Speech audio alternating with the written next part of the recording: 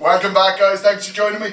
You're probably wondering why I look like I'm head to toe in neoprene. I'm not going scuba diving, probably wish I was actually, but I've got the knee sleeves on just to protect that knee. It's feeling okay now, but just to be extra safe. Plus, I do strongman training. We're allowed to wear as much of this stuff as we want. The bottom aren't actually neoprene. I did a video on these. These are the Rock Tape Shin Guards. Really good. I will throw the link to them in the description below. I've obviously had these for quite a while. I did the review a long time ago. I just set up an affiliation with Amazon, so that's where the link is to. So just to be open and honest with you, I do get a very small commission. It helps keep the channel going. So please, if you are thinking of buying these, use the link below and I get a small commission from it. So just to be honest with you, but they are brilliant. I use them all the time. You will have seen them in quite a lot of my videos. They really are a game changer when it comes to deadlifts. Obviously when you're doing deadlifts, the closer you can get that bar into the shins and into the body, the better. However, especially if you've got a bar with the knurling is fairly mean on it, you'll tear your shins apart. So usually people go to wearing the knee-high socks. They only give you so much protection. These guys are brilliant. It was one of the best purchases I actually ever made. So definitely if you're big into your deadlifts, think about getting them. Now the boring stuff out of the way, I'm going to be doing today a back workout and throwing in a little bit of biceps as well. I usually use the biceps as my rest time between sets. So like I said, because of the knee, I'm not going super heavy, but I am doing threes. So it'll be a little bit up there in the weights, but not maybe 70-75% at the maximum. That's enough waffling from me, I'm going to get to it.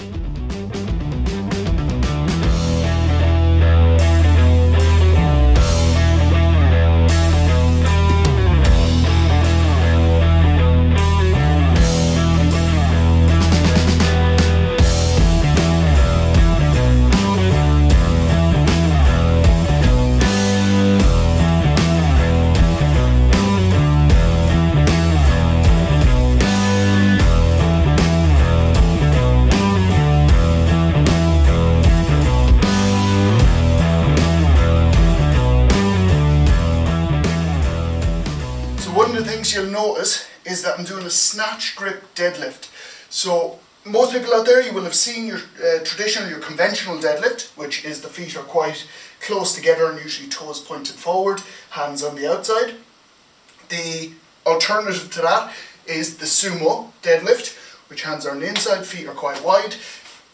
You're not allowed to do sumo at strongman events. You are allowed at powerlifting, and I would have traditionally, when I was doing powerlifting, I would have always been a sumo deadlifter.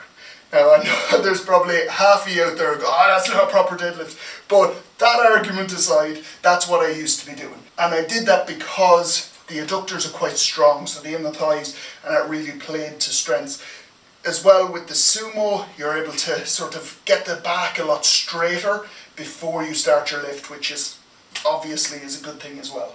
The difference with the snatch grip deadlift is that you're still taking quite a wide stance, but the hands are coming on the outside.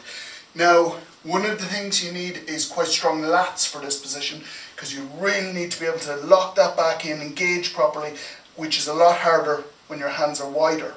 But if you can get the positioning correct, you're able to generate an awful lot of power. You're able to utilize some other muscles that you wouldn't normally be able to utilize in your conventional deadlift.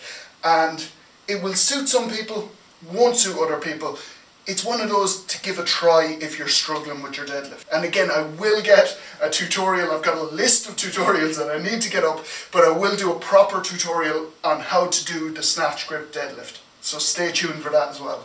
So next up, we've got the neck harness. I'm working on those neck muscles. Yes, I'm going to look stupid now in a minute, and you will look probably a little bit foolish in the gym doing this. However, you will see a lot of rugby players, a lot of boxers, a lot of strongmen doing this exercise because you really need a lot of support in that cervical spine area. You need protection. Obviously with boxers, rugby players, there's a lot of impact and the neck gets snapped around quite a lot of the time. With strongman, especially with that yoke walk, the stronger and more protected that neck area is, it is a real benefit, and it's one of those things that we really have to work on. But it's not a piece of equipment that's readily available, although it's quite a simple piece of kit at the same time. And now that I actually say it, I hadn't planned to, but I will put a link up below. Again, I get a little bit of commission, the price stays the same for yourselves, so if you are thinking of buying this, click on the link down below. It's a huge help, keeps the channel going, like I say. So that's going to be paired with concentration curls. So let's get to it.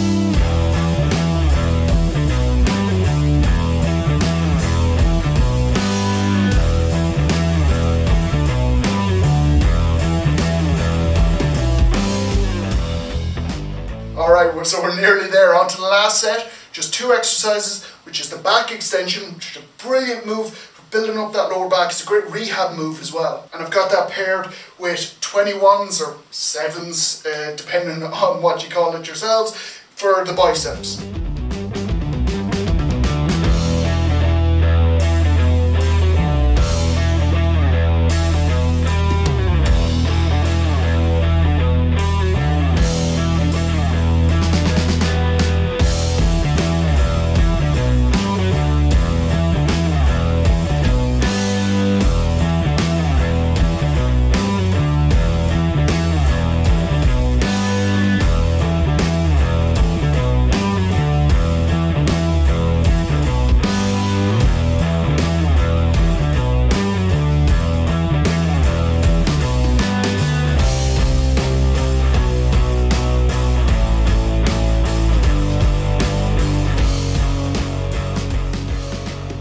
Alright, really tough.